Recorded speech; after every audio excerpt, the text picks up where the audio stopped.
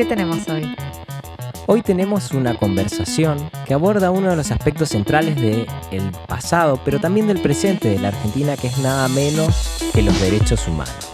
Anfitrionado en esta ocasión por Lion, que soy yo, y Celeste Braga Beatove, Que soy yo. Bienvenidos nuevamente a Nada está de más, donde todo lo que pasa por algo, y hoy vamos a pasar por un montón de temas, porque eso sucede cuando uno habla de derechos humanos. Podemos tener opiniones diferentes acerca de la preponderancia y el rol que deben tener estas normas en nuestro derecho interno, pero sin lugar a dudas es un tema que nos atraviesa en nuestra vida pública. También tenemos una conversación sobre cómo hacer eso práctico, cómo darle vida a los derechos, que no es solamente un texto que está ahí reconocido y una discusión abstracta, sino cómo los vamos a encarnar, cómo los vamos a dar vida y cómo los vamos a hacer realidad en nuestra comunidad. Y la invitada de hoy nos enseña cómo hacer eso, nos cuenta cómo lo hace. Totalmente. Una de las cosas más maravillosas que tiene Mariela Belsky es su capacidad para atraer a otros hacia una causa en común. Nada menos que gestionando Amnistía Internacional, que es una de las organizaciones de derechos humanos más reconocidas alrededor del mundo. Ella en particular es abogada, graduada de la Facultad de Derecho por la Universidad de Buenos Aires, con una especialización en Derecho Administrativo. También tiene una maestría en Derechos Humanos por la Universidad de Essex, Reino Unido, y un posgrado en Derecho Constitucional y Derechos Humanos de la Universidad de Palermo, donde se conocieron con Celeste. Exactamente. Una cosa por ahí que podemos contar es, la entrevista duró 2 horas, porque vos estabas totalmente fascinado con el personaje. Es cierto, me fascinó el personaje, creo que ella es muy consciente que genera eso, y en algún punto me fui de mambo con el tiempo de la charla, pero dimos una versión resumida.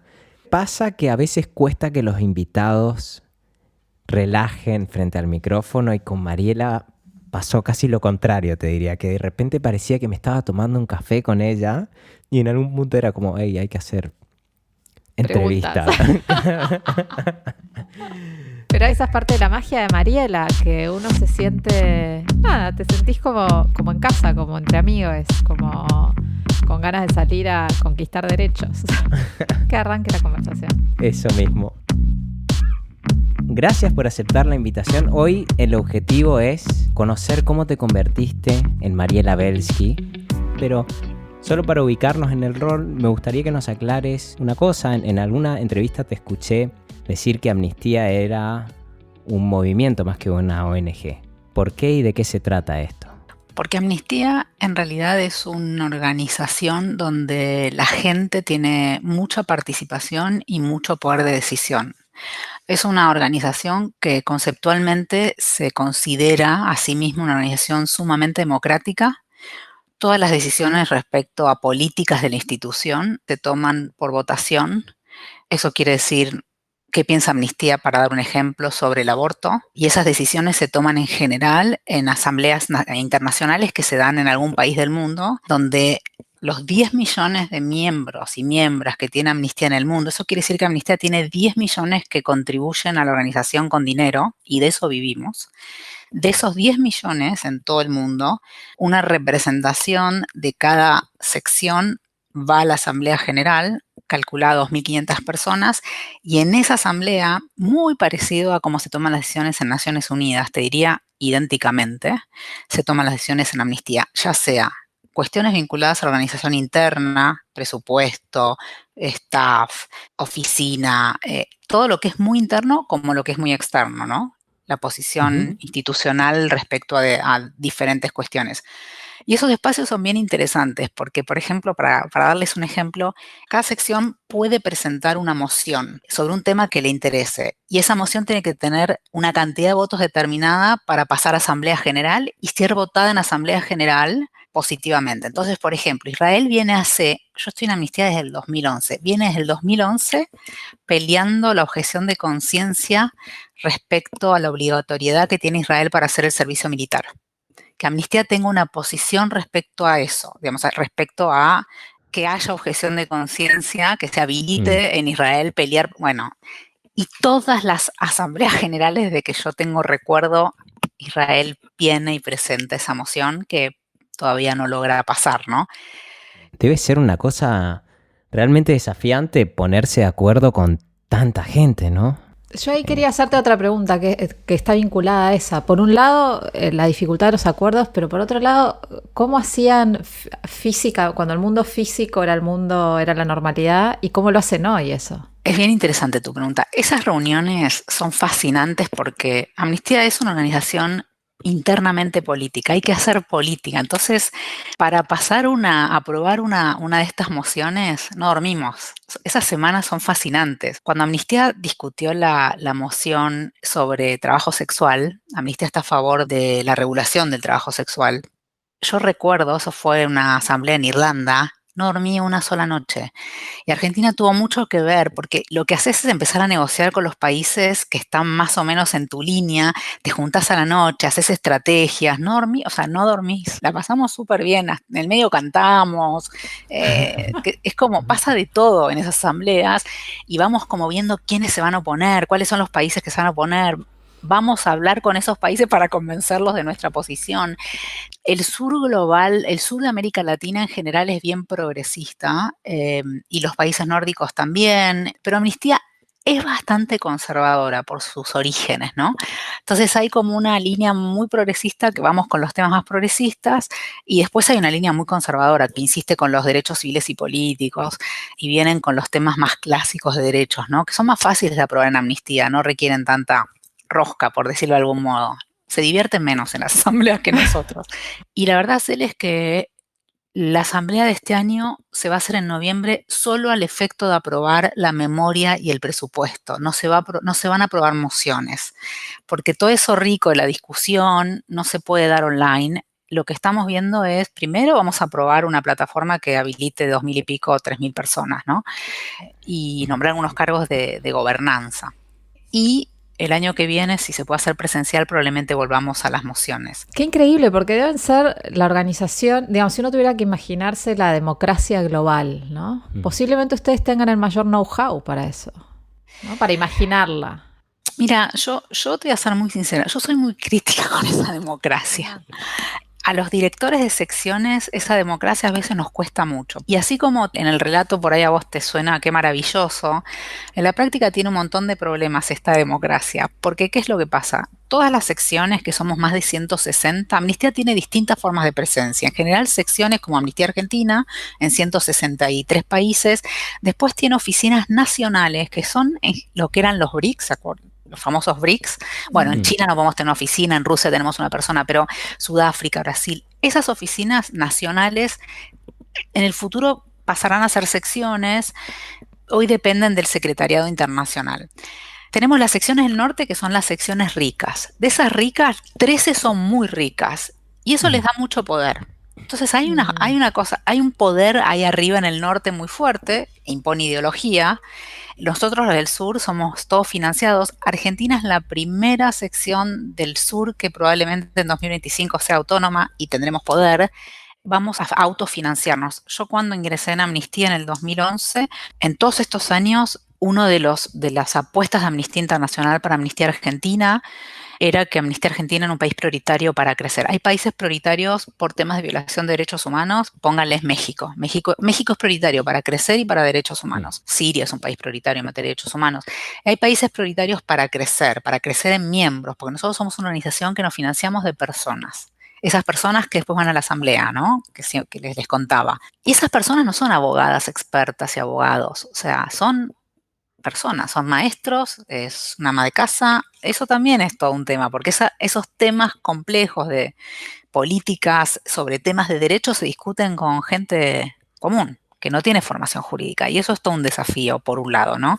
Pero Argentina, lo que probablemente pase en 2025 es que nos podamos autofinanciar. Hoy tenemos 16.000 miembros, hace 3 años no teníamos ni 500. Hubo una inversión muy grande de Amnistía Internacional a Amnistía Argentina para crecer. Y Amnistía Argentina es la que le está yendo mejor en términos de crecimiento. Y Mariela la hizo volar. Mariela y su equipo, digamos, tengo un equipo increíble. Creo que, si quieren después tocamos el tema hoy. Y un Obvio. equipo al que yo dejo volar también, ¿no? Porque hacer gestión también es no poner el pie en la cabeza a nadie.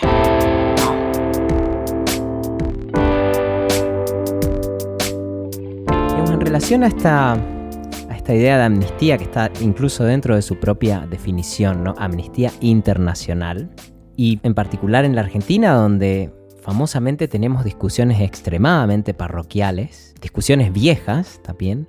¿Cómo haces para despertar ese interés en las discusiones en el público en general en un contexto como este? Bueno, 3 cosas voy a decir. Lo primero que quiero contar, que es un buen espacio para contarlo, es que cuando yo entré a Amnistía, una de las cosas que Amnistía te pide, sobre todo en países cuando hay grieta y son países tan politizados como Argentina, cuando yo les cuento a mis colegas de Noruega que me sé el nombre de todos los ministros y ministras de mi gabinete, no lo pueden creer, porque no tienen idea cómo se llama ni el ministro de nada. Porque cuando un país anda bien no necesitas saber cómo se llaman los ministros de nada, básicamente. Y cuando les cuento las cosas de la grieta argentina, pero no lo pueden ni creer, es como insólito, ¿no?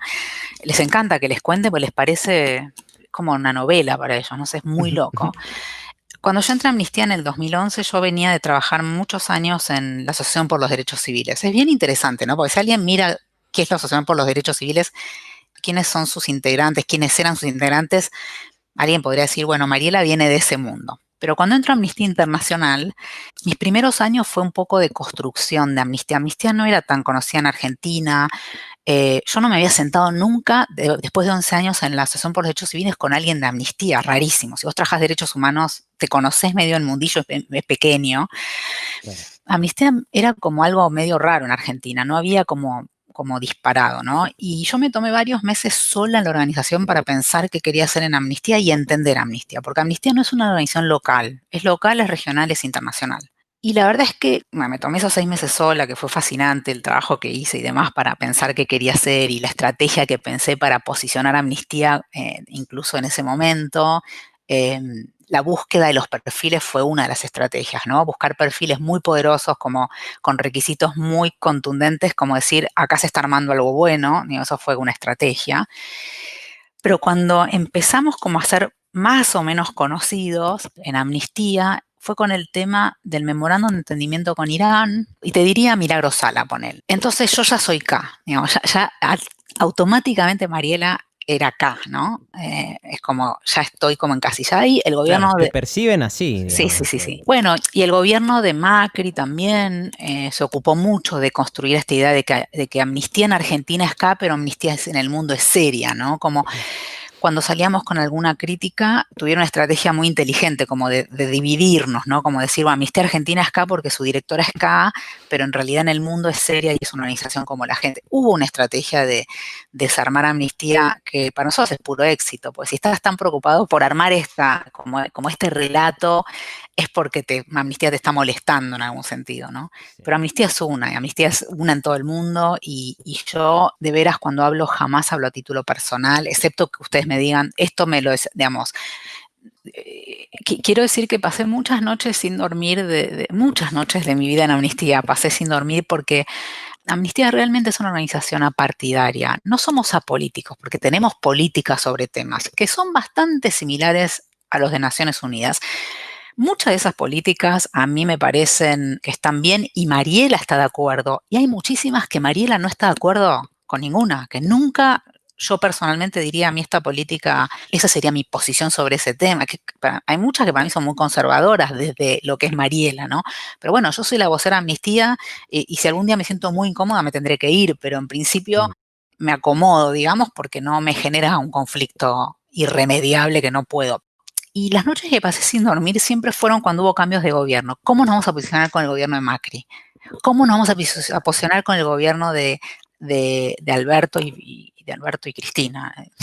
Porque es un gobierno 2.0, vamos a decir, ¿no? Claro. Hay 2 comandos ahora. Y si ustedes siguen el trabajo de Amnistía, van a ver que lo que hacemos todo el tiempo es equilibrar, ¿no? Si nosotros salimos, nos puede pasar que aplaudamos una decisión como la que tuvo Alberto Fernández hace unos días con Venezuela, que obviamente es la posición que tiene Amnistía. Amnistía es súper crítico en el gobierno de Maduro, y estamos convencidos y estamos convencidas porque hicimos investigación y porque tenemos una sección en Venezuela que hay una violación de derechos humanos masiva. Se armó una tremenda historia política con lo de Venezuela, lo de Alicia Castro, lo de digamos, lo que pasó con Venezuela hace una semana es insólito y es casi inaceptable en un país que tiene una pandemia, estamos viviendo la pandemia que estamos viviendo, con los casos que estamos teniendo, digamos, como todo el tiempo estas cosas, y a nosotros nos pareció importante salir a apoyar al gobierno en ese momento, decir lo que hicieron está bien, ¿no?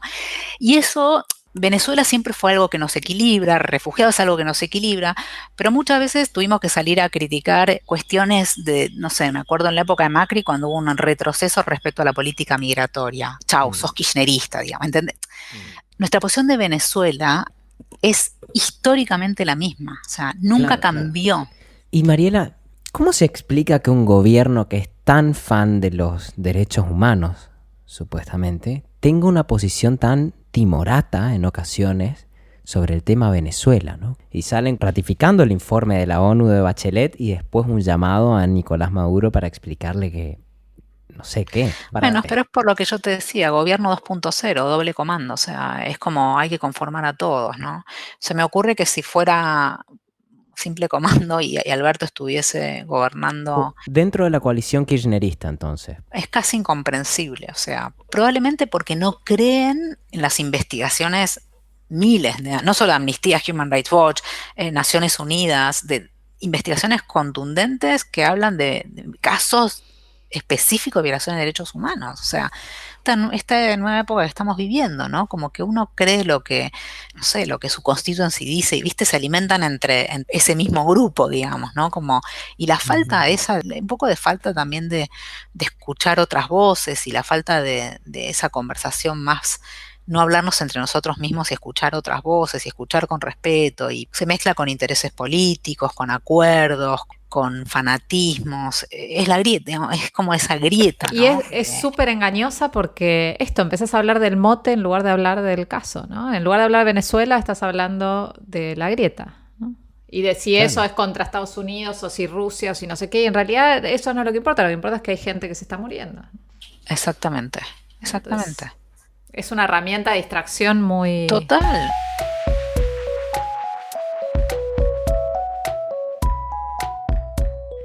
Me contás que cuando llegaste a Amnistía tuviste como todo un periodo de analizar la ONG y pensar para dónde, ¿no? Y me acuerdo, Cheles, que también tiene una gran habilidad de gestión en ONGs y yo tuve el privilegio de estar en su primera etapa de Innocence.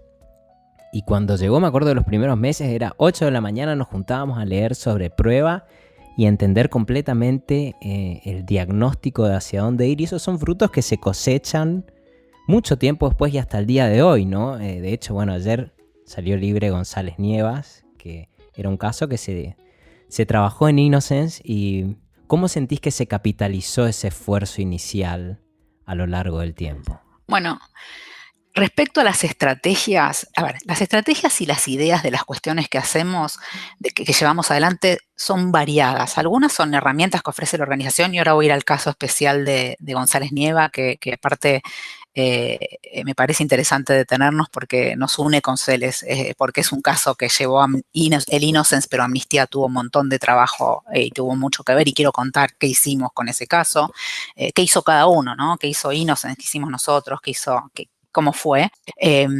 Amnistía tiene una particularidad que es que a mí me parece que Amnistía comunica muy bien lo que hace, y nuestra audiencia es muy joven. ¿Qué edad? Yo te diría que iría más o menos entre los 15 y los 30.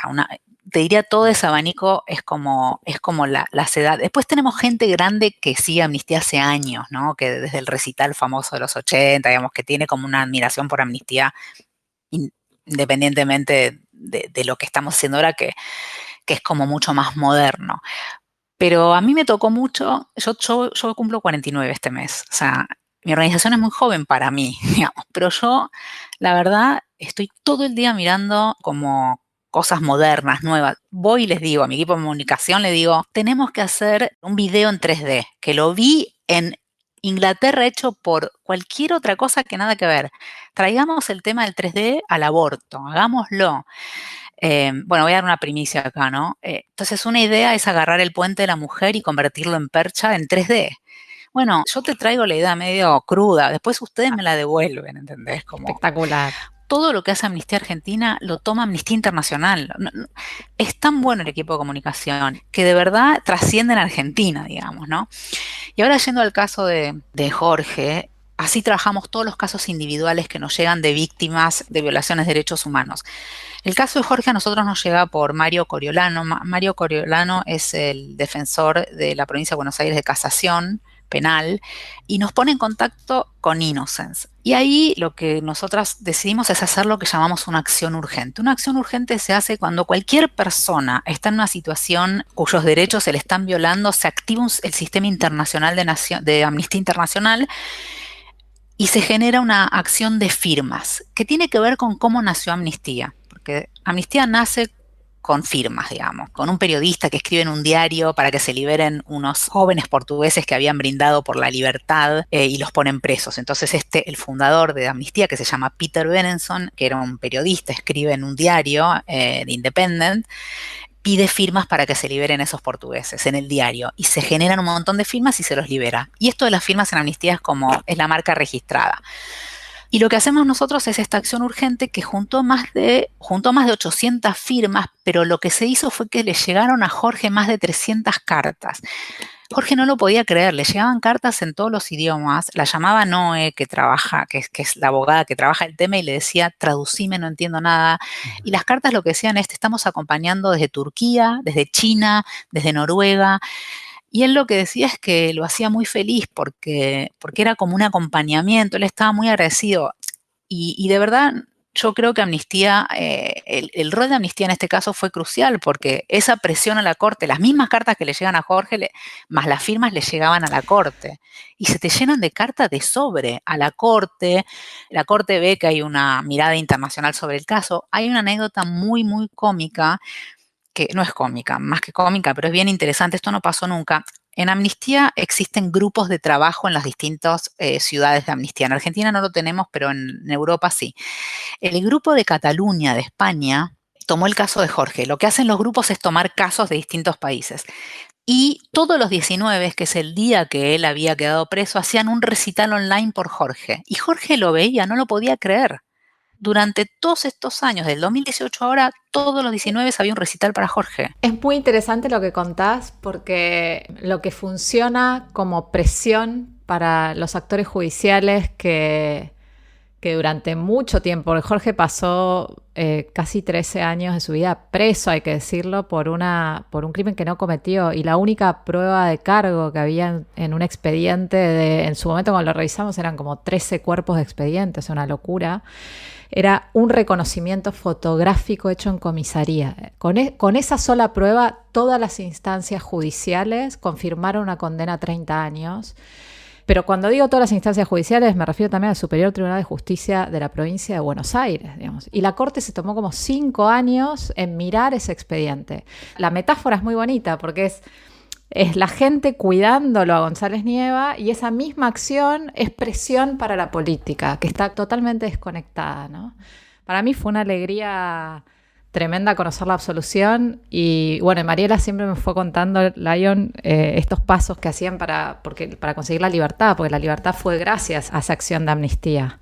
Así que fue realmente un trabajo de mucha gente y muy bonito. Sí, no, y el trabajo que hizo Innocence, que vos bien describís, el análisis que se hizo fue bien relevante, ¿no? Como desmenuzar la causa.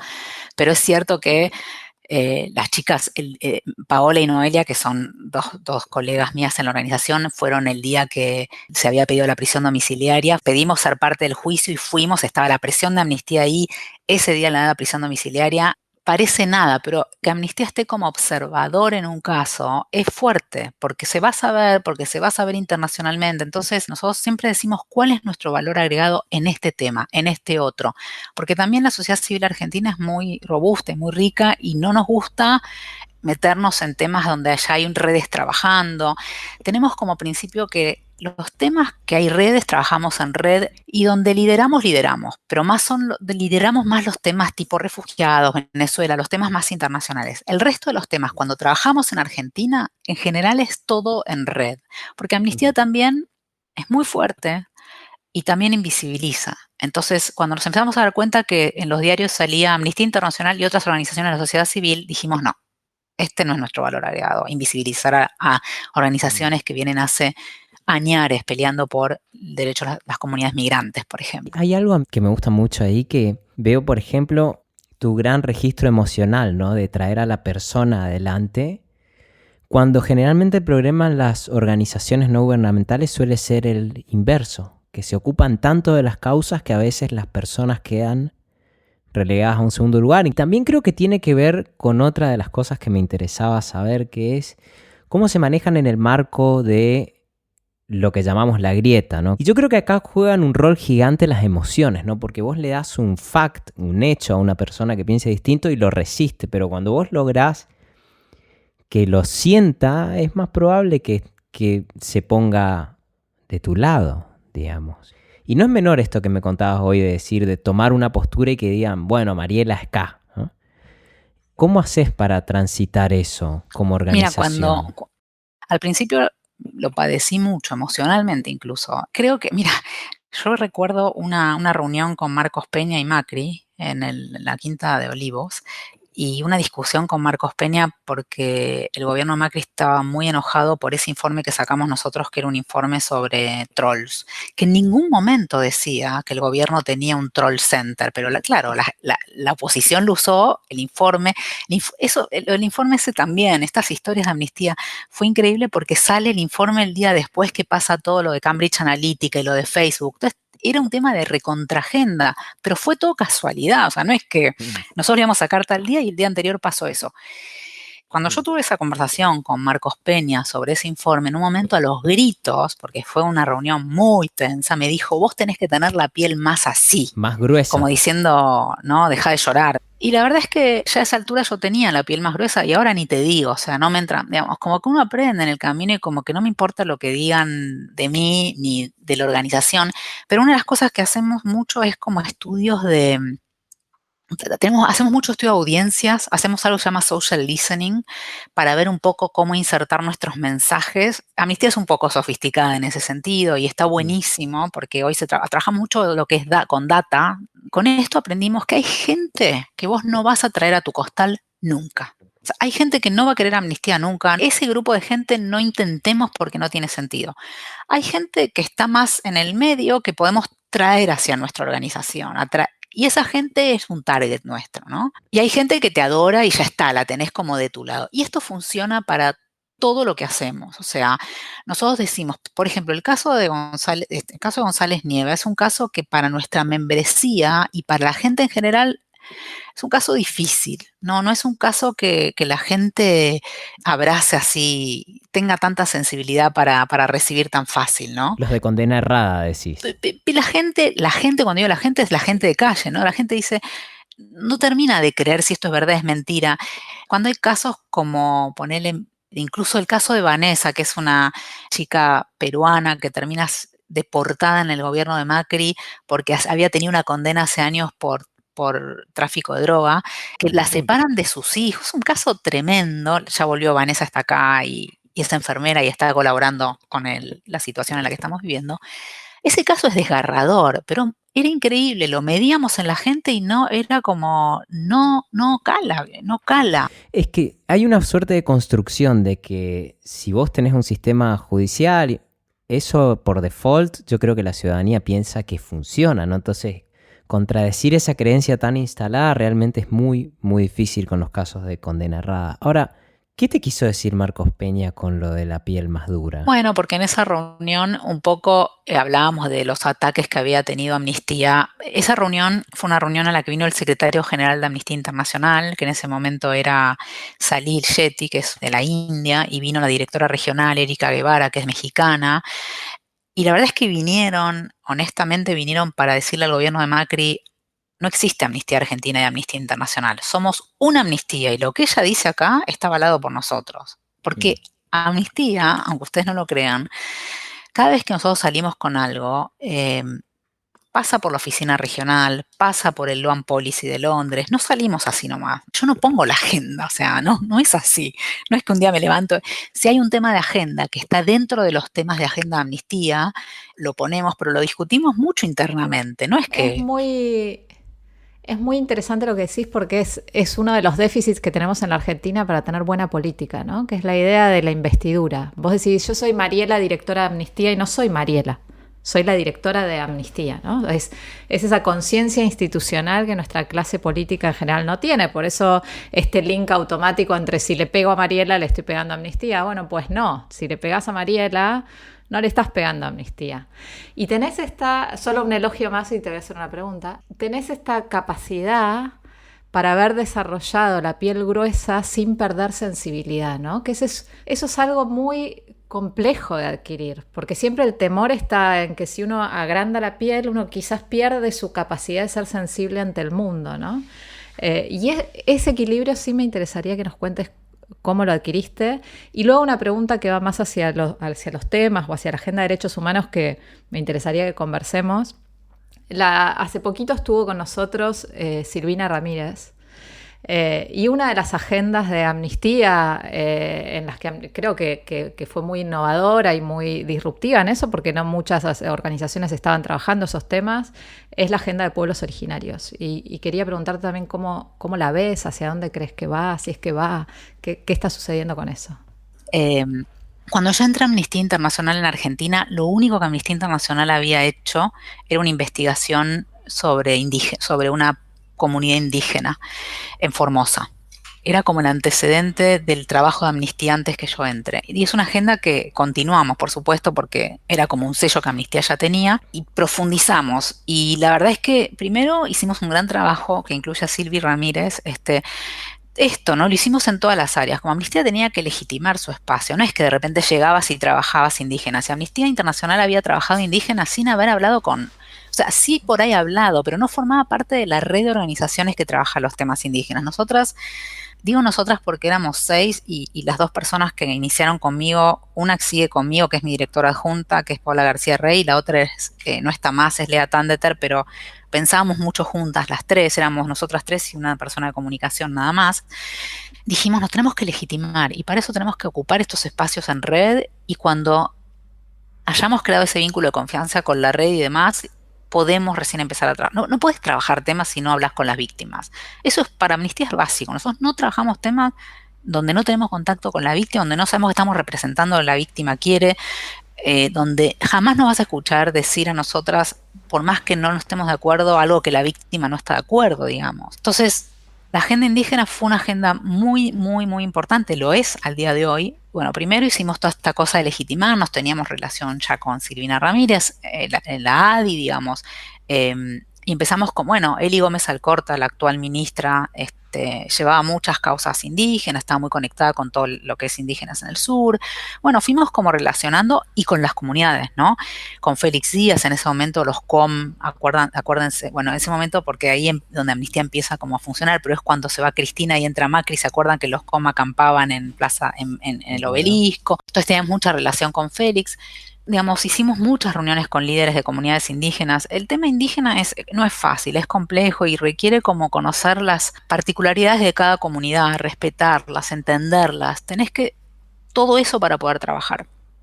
Y hoy estamos haciendo un proyecto con la oficina regional sobre litio en los salares, ¿no? Entonces estamos trabajando en una investigación súper fuerte en Jujuy y Salta. Litio son las baterías, ¿no? Sí. Pero como ustedes saben, es minería.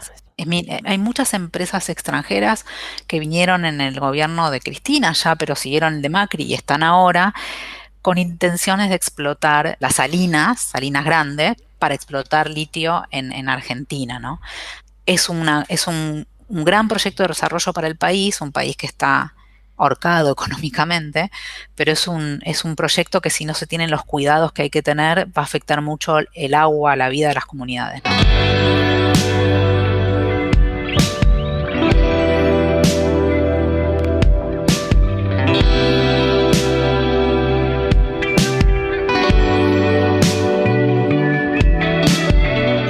Tuviste también un rol muy central en la discusión sobre el aborto. ¿no? ¿Querés contarnos algo de esa estrategia que llegó a las páginas del New York Times en su momento? Y a mí me interesa también de eso.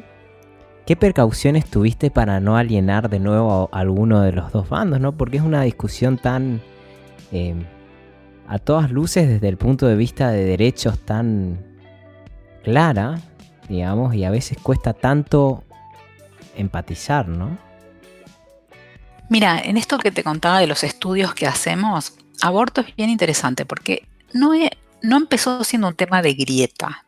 Se convirtió en grieta cuando Macri se presenta a elecciones nuevamente, pero cuando arranca en el 2018 y mucho antes, nosotros, digamos, yo aborto trabajaba en la Asociación por los Derechos Civiles, o sea que hace más de 20 años que estoy metida en este tema y me acuerdo mis reuniones con la campaña al principio, hace muchos años, ¿no? Y cuando entré a Amnistía, lo primero que hice fue ver si tenía una policy en aborto, ¿no? Y también ver si lo estaba trabajando. Y oh casualidad, entré en el momento que había una campaña llamada Mi Cuerpo, Mis Derechos. Había dos campañas, Mi Cuerpo, Mis Derechos, y la otra campaña era Pena de Muerte. O sea, dije, chau, puedo traer acá aborto. Y creo que ese es como mi valor agregado, que traje Amnistía, porque traje mis contactos, mis relaciones. Yo ahí sí tenía construido algo desde la ADC, que no es que la ADC perdió, digamos, yo me sumé a la ADC y a las otras organizaciones, porque no era yo sola en la ADC, ¿no? Y sí, Amnistía Argentina es como la amnistía que trabaja aborto en el movimiento, con Irlanda, porque Irlanda lo trabajó cuando se aprobó en Irlanda en el 2018, de hecho, somos como las dos secciones que trabajamos aborto muy fuertemente. ¿Por qué crees que se polarizó con la reelección de Mauricio Macri? Bueno, digamos, a ver, cuando Mauricio Macri pone en 2018 el debate de aborto, yo tengo como una visión de la política, que es que en la política se gana y se pierde, no existe el medio, o ganás o perdés. No voy a decir a qué partido pertenezco, pero el peronismo lo tiene muy claro, o ganás o perdés. Nadie, digamos, no mandás un proyecto al Congreso para perder. Por eso el peronismo no va a mandar el proyecto de aborto si sabe que va a perder, lo va a mandar cuando sepa que va a ganar, porque peronismo no pierde, eso pasó con matrimonio igualitario. Y si sabe que hay algunos legisladores que van a votar en contra o legisladoras, tienen que estar las condiciones dadas para ver qué tipo de estrategia política el peronismo aplica para que o no estén o no voten, algo va a pasar para que esa ley salga como tenga que salir. Macri hizo todo lo contrario. Macri mandó un proyecto de ley al Congreso. Desde nuestro punto de vista, Amnistía, nosotros siempre sentimos que fue incentivado por el contexto económico. Era un buen tema para tapar la crisis económica y lo económico que estaba pasando en su gobierno. Y lo mandó con el mensaje de que cada uno vote como quiera. O sea, no lo mandó para ganar. Fue muy Borgen. Muy Borgen, muy Finlandia, ¿no? Exacto. No, y lo peor es que perdió. O sea, yo no sé cuán conscientes ellos son de que en realidad perdieron, pero lo que ellos ahí vieron en realidad es que, bueno, fue una oportunidad para ellos de usar esa, digamos, yo creo que fueron muy inteligentes en decir, perdimos, quedamos expuestos, le hicimos mal, usémoslo a nuestro favor, entonces alineémonos con lo celeste, digamos, ¿no? Todos sabíamos que Macri estaba a favor del aborto, sabemos que está a favor del aborto, digo, no cambió de un año al otro, pero bueno, cambió básicamente porque su constituency es celeste, digamos, claro, y se acomodó a eso, ¿no? Básicamente. Y en el medio es interesante leer el rol de Monzó, no es menor. Yo creo que eso hay que leer eso en ese contexto la historia que se cuenta es que Monzó, la historia que todos cuentan es que era 8 de marzo y Monzó abrió la ventana del Congreso. No sé si es una historia mentira o si es verdad, y había una movilización inmensa, pues fue una movilización muy fuerte ese 8 de marzo, y dijo hay que darle algo a esta gente, o sea, pero bueno, un poco también tapaba el tema económico. Y igual a mí me encanta pensar la cuestión Borgen, ¿no? Esto de decir, mirá, yo te dejo que vos lo debatas y prefiero esa actitud a la que tuvo, digamos, Cristina Kirchner de cerrar el debate durante 12 años, ¿no? El tema es que lo interpretamos de una manera ultrapartidaria, probablemente, por el contexto, ¿no? En Argentina. Digamos, sí, en Dinamarca se leería totalmente distinto, ¿no? Es ilógico. Totalmente, sí, Cristina cerró muchísimo esa oportunidad, digamos. Sí, no es que no solo cerró, yo tengo una anécdota que no me la voy a olvidar nunca y está bueno que la cuente acá. Habíamos ido con organizaciones a hablar con Diana Conti. Diana era un soldado de Cristina, ¿no? Una soldada de Cristina. Y había había Diana pedido que se haya una reunión sobre aborto en el Congreso y le pide a Patricia Bullrich, que era la presidenta de la Comisión de Asuntos Penales, llevar adelante esa discusión. Y Patricia, bueno, obviamente en contra, pero la abre la discusión y Diana no habla, no habló, o sea, no dijo nada. Pero como habíamos tenido una reunión en su oficina y era obvio que ella iba a hablar y que estaba a favor. Bueno, alguien llamó por teléfono, Cristina, digamos, alguien llamó y dijo, no hablas. No habló, estábamos enojadísimas, la campaña, nosotras. No, digamos, una movida de ella en donde ella no habló. O sea, ¿por qué no habló? Y todos supimos que tuvo un llamado que impidió que ella hablara, digamos. En el momento donde Cristina estaba muy cerca al Papa, ¿no? Toda esa etapa, ¿no? Y quizás también es otra generación de mujeres. Yo a ella nunca la escuché hablar sobre aborto. ¿A Diana? No, a Cristina. Cristina. No, bueno, solo cuando votó a favor. Solo cuando votó a favor. Sí. Y yo te digo la verdad, yo te digo la verdad, yo la verdad no la tengo, pero analizando el contexto actual del debate de aborto, Cristina obviamente no hay dudas que va a votar a favor, pero no sé si está convencida, no lo hace por ella probablemente. Lo hace digamos, por que se lo pidió su hija, como dicen, o por una cuestión de respeto partidario, digamos, respeto al presidente. Bueno, la investidura. Me mata porque ni uno es por convicción. El que está a favor va con lo celeste, el otro es todo una ensalada de preferencia. Sí, el que parece que sí está convencido es Alberto, ¿no? Alberto, por lo menos es de todos el más contundente en decir en cada oportunidad que está a favor del aborto y que es un tema que le preocupa. Y yo le creo, no dudo. Lo que también me pregunto es lo que dije antes, el peronismo no pierde. Entonces todo el tiempo me estoy preguntando por qué no mandan el proyecto. Puede ser por varias razones. Porque no les dan los números, porque tienen miedo que salgan a la calle, el movimiento salga a la calle y haya contagios, digamos.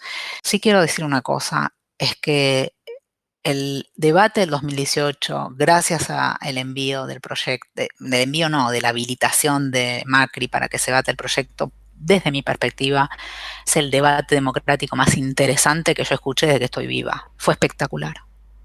Te hago otra pregunta en relación a otro tema, ahora, que tiene que ver también quizá con la polarización y es cómo se trataron de manera diferente el caso de Santiago Maldonado y el de Facundo Castro, ¿no? El de Santiago Maldonado casi tira a un gobierno y en circunstancias muy similares vemos cómo en este otro caso incluso hemos visto notas de página. Hay una que fue vergonzosa de Coleman donde prácticamente se sugiere que Facundo Castro se mató a sí mismo a golpes, digamos. Sin decirlo directamente, ¿no? Pero mira, ¿qué interpretación haces de esto? Bueno, primero contar que, no sé si se acuerdan, pero en el caso Maldonado Amnistía estuvo un rol muy preponderante. Y yo personalmente, tuve una cercanía hacia la familia, sobre todo hacia Sergio y su mujer, muy, muy, muy cercano, muy cercano.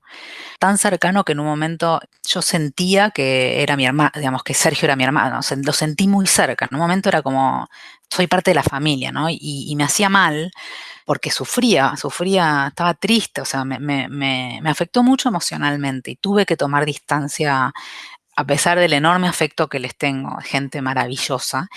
Y yo lo vi sufrir mucho a Sergio, lo vi sufrir un montón. Y como víctima lo entiendo un montón. Lo usaron. Y él también, él lo sabe, digamos. Lo usaron, pero él a ver, ¿qué es lo que pasó? En ese momento la oposición le ofrecía todo porque veía que era esto de poder decir un desaparecido en democracia.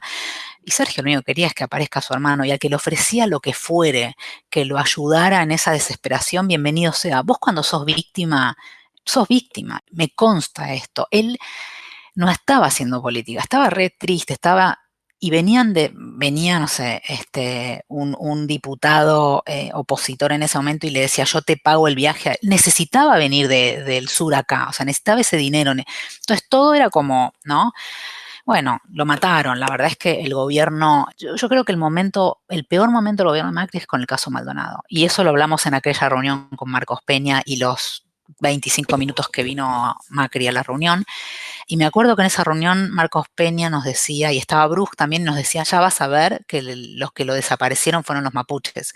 Y esta retórica que crearon de Sogó solo tuvo un éxito impresionante. Y yo voy a seguir diciendo, por favor, ¿quién puede creer que alguien se ahoga solo? ¿Quién no sabe nadar y se tira y se ahoga? O sea, había un río, venía la gendarmería a los tiros, se cayó al agua y se ahogó porque no sabía nadar, pero en un contexto de represión. Hay responsabilidad estatal, no hay vuelta, o sea, es claro que hay responsabilidad del Estado. El caso de Facundo, que yo creo que va a salir bien, también estamos metidos, no tanto como en el de... tenemos el mismo rol que el caso de Maldonado. Hicimos una acción urgente, igual que hicimos con el caso el caso de Jorge, tanto en el de Maldonado como en el de Facundo, y en los dos casos lo que le dimos es la ayuda a los abogados, digamos, a la abogada y a los abogados y a Cristina de la ayuda mediática, ¿no? De hacer esta conferencia de prensa. La hicimos con Maldonado y la hicimos ahora con ellos en 2 oportunidades. Y ellos dicen que eso fue muy porque, digamos, vos imaginate, los abogados y Cristina o Sergio no tienen llegada a los medios, a los periodistas. Cristina es la madre. Es la madre Facundo. En esos dos casos también Amnistía tiene algo que se llaman relief, que son unos pequeños apoyos económicos que damos a ciertas víctimas, muy pequeños, que no los da Amnistía Argentina, los da Amnistía Internacional, y que los hemos dado hace muchísimos años antes que yo llegue a Amnistía, se los dieron a hijos, se los hemos dado a Andes, la organización de Tucumán, a Memoria Activa, que es una de las organizaciones de víctimas de la AMIA, a Belén. Obviamente las víctimas en estas situaciones necesitan mucho dinero que no tienen aparte, ¿no? La realidad es que en los dos casos Amnistía hizo lo mismo. Lo que pasa es que en el caso de Maldonado tuvimos más tiempo, estuvimos más como... Fue diferente también cómo se obstruyó la justicia en ese caso. En este caso, nosotros lo que estamos viendo es que hay menos obstrucción de la justicia. Vemos lo mismo de siempre, ¿no?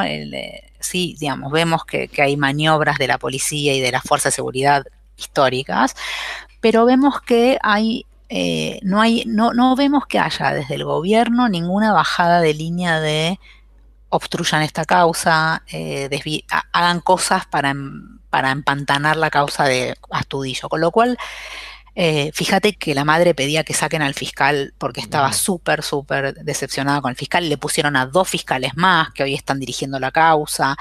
Pero digo, en el caso Maldonado hubo un montón de peritos, fue probablemente la causa con más peritos de la historia argentina. Un montón de peritos, pero bueno, esa es otra de las cosas. Una de las peritos del caso Facundo es una perito que está muy en contacto con nosotros, y lo que, digamos, la diferencia de la pericia en un caso y en otro fue que en el caso de Maldonado la pericia, el cuerpo estuvo en manos de la justicia inicialmente. Si bien participó el cuerpo de antropología forense, pero el cuerpo llegó a la justicia. En el caso de Astudillo, el cuerpo llegó a el equipo de antropología forense. Y eso es todo. Todo, ¿eh?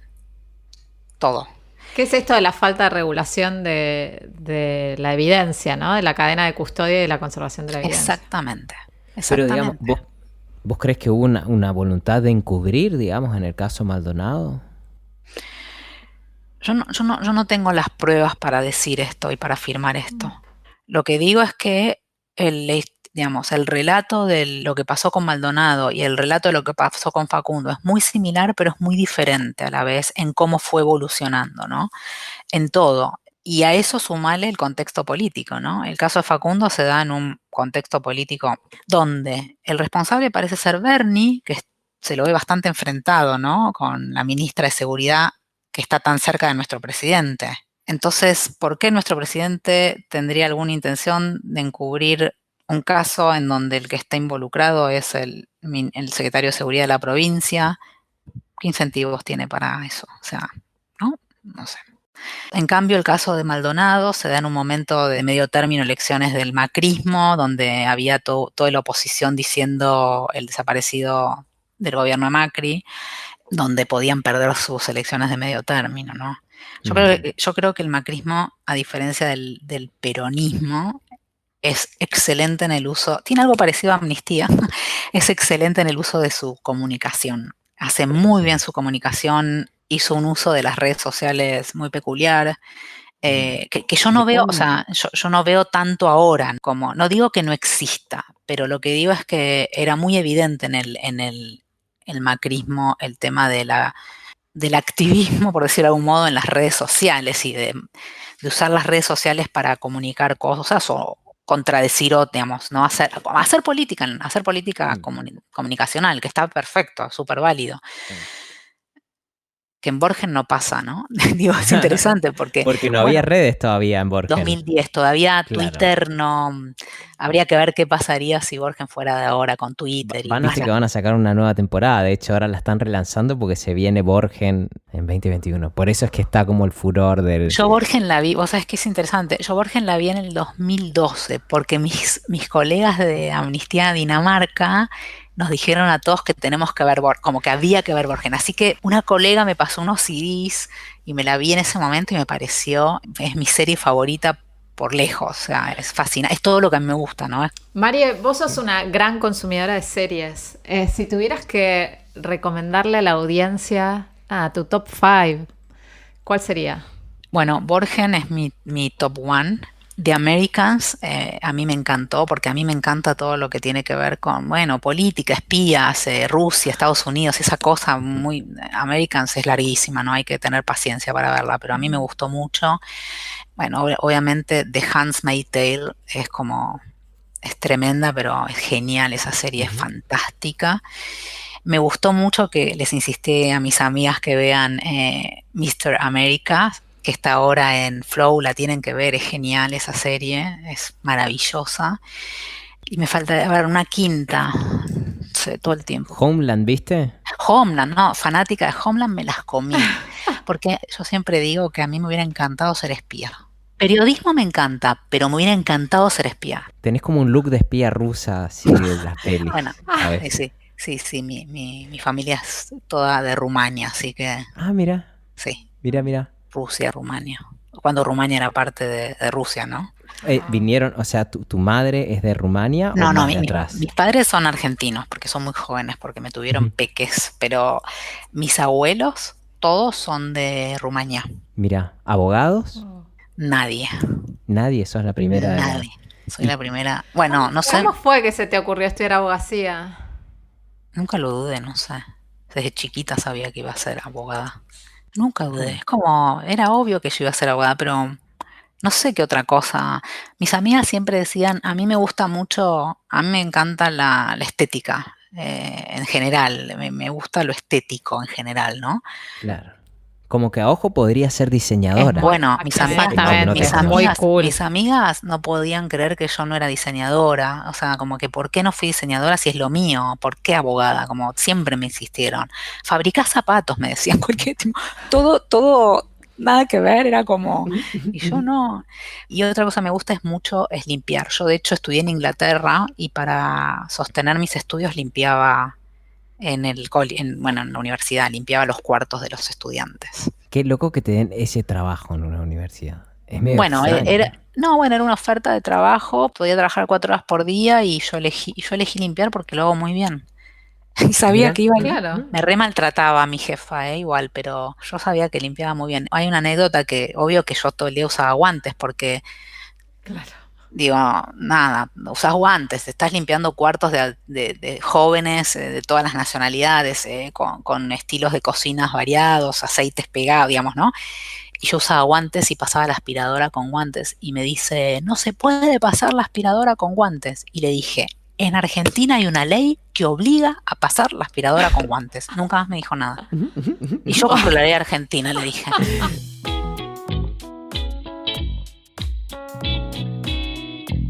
¿Y vos conociste Amnistía en Londres? Sí. ¿Cuándo te enteraste?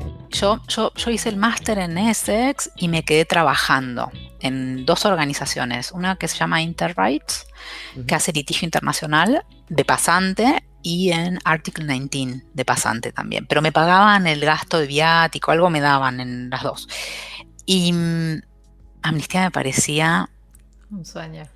No, nada que ver. Para mí era, imagínate, yo tenía la concepción de la ONG Argentina. La ONG Argentina para mí es como no, la academia en Argentina es tan compleja y es tan dificultoso vivir de la academia, o los que viven de la academia son tan pocos y pocas. Yo la ONG la veía como el reemplazo a la academia, ¿no? Como la cosa más práctica y investigación de la academia. Imagínate, Amnistía me parecía un movimiento de gente que estaba en la calle con carteles. no me llamaba la atención. Mis compañeros de Essex morían por trabajar en Amnistía, porque claro, en Europa es la organización más importante de derechos humanos. Yo no entendía, en Essex y en Naciones Unidas, de hecho Essex se la llama la mafia Essex porque todos terminan trabajando en Naciones Unidas, hay como un acomodo ahí, si venís de Essex, tipo entras a Naciones Unidas. Y de hecho cuando me pasé, yo trabajé 11 años en la Asociación por los Derechos Civiles, y hubo 3 personas que me escribieron para decirme, están buscando un director en Amnistía, sos vos. Y dije, bueno, si 3 personas que no se conocen entre ellas, que nada que ver, me están diciendo de esto, voy a probar. Y cuando entré a Amnistía me enteré que la estaban por cerrar Amnistía Argentina. Y cuando yo entré me dijeron, o la sacás adelante o se cierra. Y acá estamos hace varios Wow. años. Porque ¿Tuviste a mí, miedo en algún momento en ese camino? ¿Tuviste miedo de no conseguirlo en algún momento? no, siempre me fascinó, siempre fue un desafío espectacular Amnistía. Había que armarla, o sea, estaba destruida. De hecho, Amnistía Argentina venía de conflictos de board y director históricos. Se tiraron sillas por la cabeza. Hay historias de Amnistía. El director anterior a mí había dejado encerrado al board con llave en la oficina. Una noche entera los tipos no podían salir. Unas cosas rarísimas. Era como un desafío, es un desafío todavía, porque Amnistía no es tan conocida todavía. Cuando hacemos encuestas y eso, es mucho más conocida de lo que era, pero no tanto tampoco, ¿no?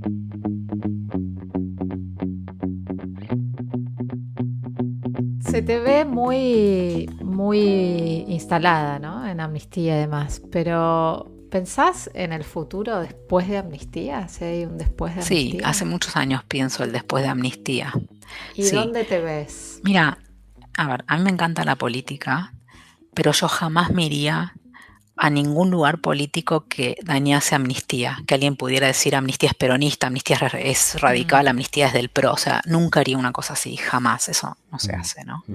Entonces, la verdad es que cualquier lugar político tiene ese riesgo, excepto lugares, Defensoría del Pueblo, o sea, hay lugares que son más neutrales que uno podría saltar esos La lugares. corte sí se amplía. La Corte, la Defensoría del Pueblo, la Defensoría, que yo, hay lugares que uno. Nos gusta un Mariela jueza de la También la corte. corte, Mariela, Mariela la corte. Sí, a mí yo me sentiría más cómoda en la Defensoría del Pueblo. Pero también, voy a ser muy franca, así como me encanta la política, estoy un poco desilusionada en este Mm. momento. Estoy como muy, como nunca estuve tan apática con la política, si bien estoy involucrada, o sea, estoy informada. La pasión que yo he tenido hasta el año pasado, ahora estoy más apática y no sé si se Mm. debe a la pandemia, si se debe a mí el tema de la grieta me vuelve loca, o sea, me parece Te que agota. nos hace mal como sociedad, nos hace mal como personas, me parece un horror, no A puedo creer. nosotros en este show nos interesa especialmente explorar ese camino del centro, ¿no? A ver si los puentes son posibles. Y es súper interesante tu mirada y tu recorrido, porque nos deja un montón de pistas. Y entre ellas, me parece, decime si me equivoco, podemos conversarlo, está esta interacción entre lo que crees que es correcto y vos decís la víctima, la persona, el caso, ¿no? Entonces cuando uno discute en lo concreto, uno se va del mote, ¿no? De la etiqueta. La etiqueta es una cosa muy en abstracto que en general cuando mirás decís, mirá, no hay mucha diferencia en el tratamiento del caso Maldonado o el caso de Facundo Castro, ¿no? Lo que pasa es exactamente lo mismo. Y los personajes pueden ser distintos, pero lo que está pasando es exactamente lo mismo.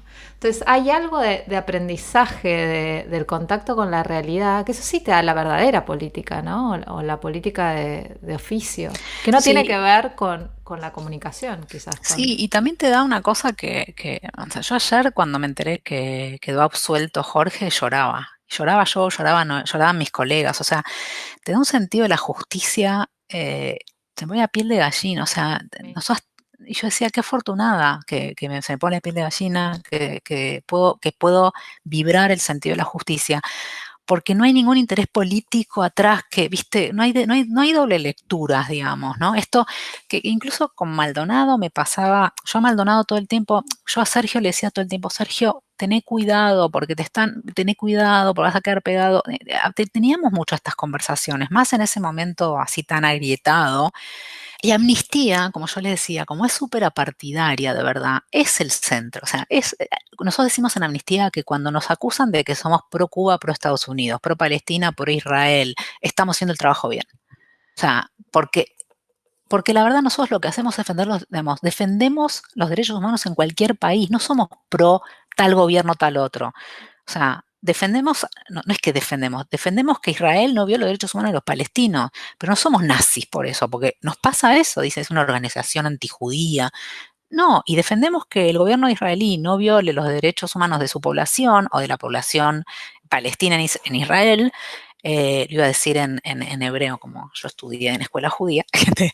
eh, la verdad es que nuestro trabajo es ese. Entonces, nos pasa mucho que a una organización como la nuestra nos cuesta transitar las grietas. Mira, voy a contar un ejemplo que me hizo mucha gracia. El diputado Iglesias, con quien yo tuve una reunión muy amena hace muchos años, que vino a mi oficina a pedirme el apoyo de Amnistía para lo que él quería armar, que es la Corte Penal Latinoamericana, como la Corte Penal Internacional, pero la Corte Penal Latinoamericana. O sea, tuve una reunión larga, me conocía perfectamente, charlamos de dónde venía yo. Durante el macrismo fue muy duro conmigo. Conmigo personalmente, porque se enojó mucho porque en el informe que hicimos de los trolls, a él lo mostramos como alguien que cuando alguien criticaba el gobierno se ponía muy virulento, digamos, ¿no? Y el otro día Amnistía le pidió al presidente Fernández, con todo lo que pasó en Venezuela, que se manifieste. Y él salió a decir, me sorprende Amnistía con esta posición, ¿no? Y alguien le contesta, se le debe haber ocurrido, no debe ser Amnistía Argentina, debe ser Amnistía Internacional. Fui yo la que dije, sacamos Gacetilla diciéndole, o sea, es Amnistía Argentina, ¿no? O sea, Amnistía Argentina, no necesito preguntarle eso a la regional, eso lo puedo decidir yo. Entonces, estos relatos que se construyen y las mentiras, ¿no?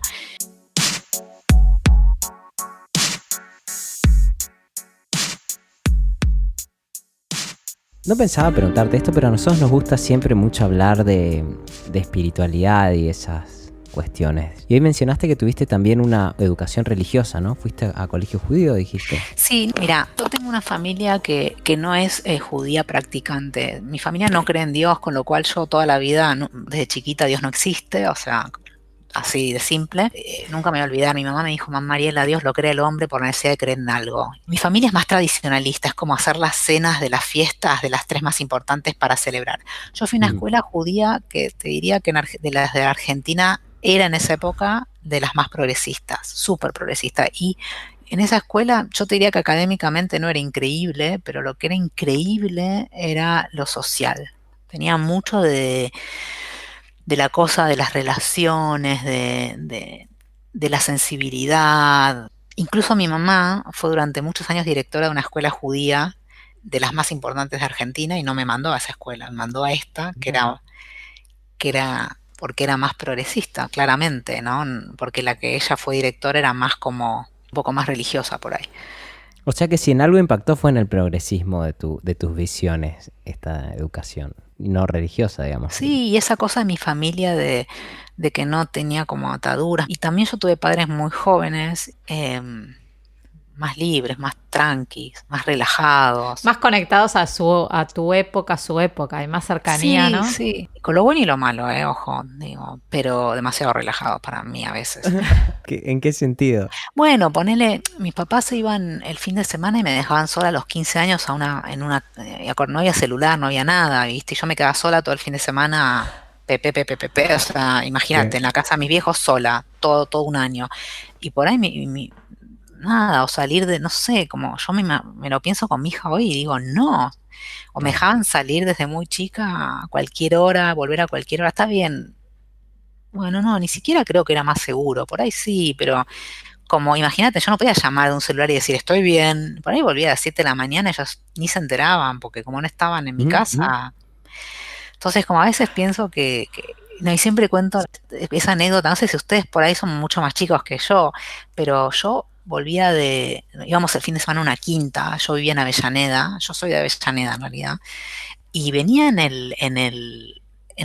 ¿cómo se llama? En la parte de atrás del auto, durmiendo, sin un cinturón, o sea, me podía ver, o sea, en la luneta, ¿no? La luneta. Volvía durmiendo en la luneta, como que... Sos una sobreviviente. Claro, de No, verdad. los padres de esa generación no te hacían poner el cinturón te sacaban de más seguridad. duro, sí.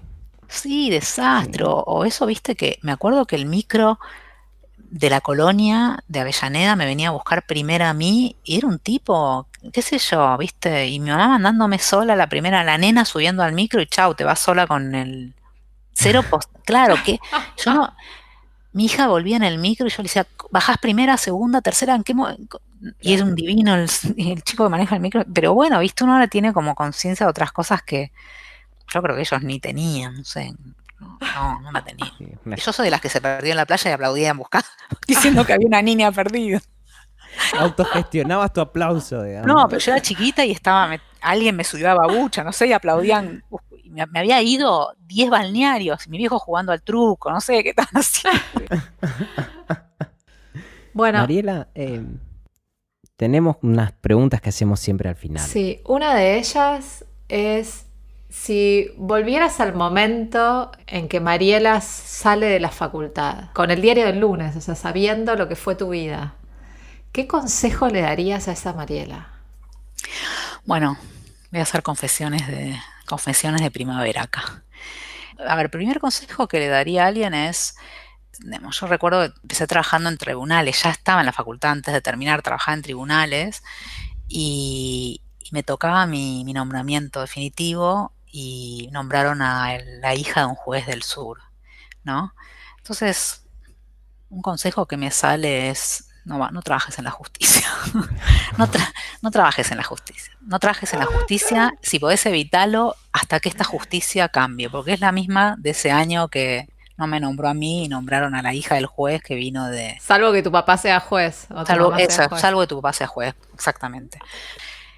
Otra cosa que haría por ahí, yo fui a estudiar a Inglaterra y me encantó mi experiencia y yo quería ir a Europa porque a mí me interesaba más, digamos, justamente porque no soy académica, a mí me interesaba tener una experiencia de vida, no solamente de estudio y poder disfrutar Europa, ¿no? Y Europa culturalmente es mucho más rico que Estados Unidos, entonces yo viajé un montón, tuve la oportunidad de estar casi año y medio yendo a los mejores museos del mundo, países increíbles, marchas no sé, la marcha contra la guerra con Irak en Bélgica, cosas así impresionantes.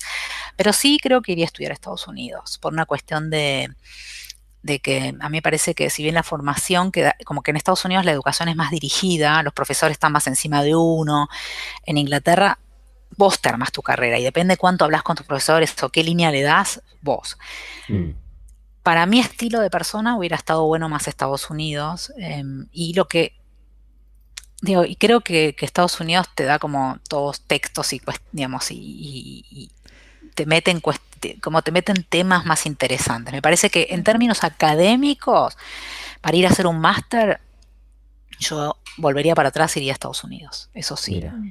Y la segunda tiene que ver con que nos cuentes alguna experiencia de tu carrera en donde hayas sentido que fracasaste, que dijiste, pucha, esto es un error gigante, pero que quizás después lo capitalizaste y lo volviste una riqueza, digamos. Estas son las preguntas que les hago yo cuando hago entrevistas a los que vienen a ¿En Amnistía. serio? No, les pregunto, en realidad, sí, en realidad les digo, contame. No, en realidad les digo que me cuenten alguna situación de conflicto y qué herramientas se pusieron en juego y cómo lo resolvieron, ¿no? Pero bueno, parecida. Más que conflicto, sí, es como algo que lo hayas interpretado como fallé. A ver, yo creo que, miren, yo cuando entré a Amnistía medio renuncié como 4 veces porque, sí, porque en el board había una persona que sabía muchas cosas de mí y era muy violento conmigo y con las demás personas del board, pero tenía mucha información que no sabemos de dónde la sabía. Intuimos que que era alguien que fue servicio y que ya no era, bueno, hablaba muchos idiomas, decía que era judío, pero tenía nombre de católico, una persona muy, muy peculiar y me llamaba, me amenazaba, y yo la pasé muy mal al principio, fue muy difícil, sabía muchas cosas, demasiado, ¿no? Como información personal mía, y yo dije, me voy, si no se va él, me voy yo, no puedo, con esto no puedo, como que era cero apoyo, ¿no? Era como muy perverso. También fue muy duro para mí agarrar una organización que no era nada, ¿no? Porque hoy cualquiera dice, yo quiero estar en Amnistía, porque hoy Amnistía vale. De hecho, ¿cuánta gente aplicó ese puesto? Bueno, había aplicado 500 personas, si no entendí mal, pero Amnistía no valía lo mismo ahí que ahora, ¿no? Y como último, creo que la peor experiencia de verdad es cuando Amnistía sale Amnistía sale a decir que el memorándum de entendimiento estaba bien. Con Irán. Sí, con Irán, que no tenía un problema jurídico, digamos, que había habido muchas situaciones similares históricas que se habían resuelto en un tercer país, que se habían, digamos, como que no era algo tirado de los pelos, ¿no? Y lo más loco del tema del memorándum de entendimiento es que a veces las propuestas salen de Amnistía Argentina, van a la regional o van a la internacional. Esta propuesta vino de Amnistía Internacional, como lo de la percha en el New York Times. No sale de Amnistía Argentina. Entonces, es una propuesta que viene del Law and Policy Amnistía Internacional porque ellos ven que esta propuesta es preocupados por la causa AMIA, dicen, esta es una propuesta que funciona, porque dicen, los acusados del caso no van a venir a Argentina nunca en la vida. Canicova Corral no va a poder dictar sentencia. Si Canicova Corral viaja allá, por más que los tipos se queden mudos, puede dictar sentencia porque les tomó declaración. Lo que tiene parado la causa es que no puede tomar declaración. Y es increíble cómo eso se usó. Fue mi primera experiencia en Amnistía más de estar en los diarios y demás. Y fue increíble, al día siguiente sale en el diario Amnistía Internacional apoya al gobierno, apoya el memorándum de entendimiento, apoya el memorándum de entendimiento con Irán. Me acuerdo que Aníbal Fernández en el Congreso diciendo hasta Amnistía Internacional. Y yo ahí dije, esto es un error, esto fue un error. O sea, caímos en la grieta mal, acabamos de arrancar, era nuestra primera casi cosa más pública porque yo había estado construyendo en soledad, digamos, el equipo estaba formado y eso fue febrero del 2013, me acuerdo perfecto. Y yo dije, no, esto no estuvo, o sea, yo tendría que haber dicho a Law and Policy, no vamos a salir con este tema. Tendría que haber leído mejor el contexto de este país y lo que eso iba a implicar para Amnistía. Error enorme, o sea. No porque no esté convencida que lo que dijimos es correcto, estoy convencida que es correcto, pero no haber leído cómo eso iba a ser usado. Yo creo que a partir de ahí ahí vos me decís, ¿y qué cambió? Cambió que a partir de ahí empecé a leer cómo iba a ser leído tal y cual cosa. Y a partir de ahí empezamos a hacer en Amnistía algo que es muy bueno, que lo recomiendo mucho. Esto lo hace Amnistía Internacional, pero lo adoptamos nosotros, que es lo que llamamos análisis de riesgo. Nosotros hacemos el risk assessment para todo lo que hacemos. Hacemos lo que tenemos que hacer, pero hacemos dos cosas. Hacemos un Q&A siempre. Cualquier cosa nuestra que sale con un preguntas y respuestas. Entonces hacemos el ejercicio de una conversación con un periodista, ¿qué me va a preguntar? ¿No? Entonces en el Q&A de Astudillo ponemos Maldonado. Hacemos como el ejercicio de qué se viene, ¿no? Siempre tenemos el Q&A y siempre tenemos un análisis de riesgo. Y a veces un análisis de riesgo nos previene de salir con algo que íbamos a salir y decimos no salimos. No salimos. Que es como salir con conciencia, ¿no? Exactamente. Muy interesante. Bueno, Mariela, fue increíble la conversación. No, un placer enorme. Muy, gracias por acompañarnos. Y gracias a todos los que llegaron hasta acá. Esto fue Nada Está de Más. Suscríbanse para más episodios, dennos like, me enredé todo. Califíquennos en Apple Podcast, dejen una reseña. Y síganos a través de @nedmpodcast en Instagram para enterarse de más novedades. Estimados, hasta la próxima edición.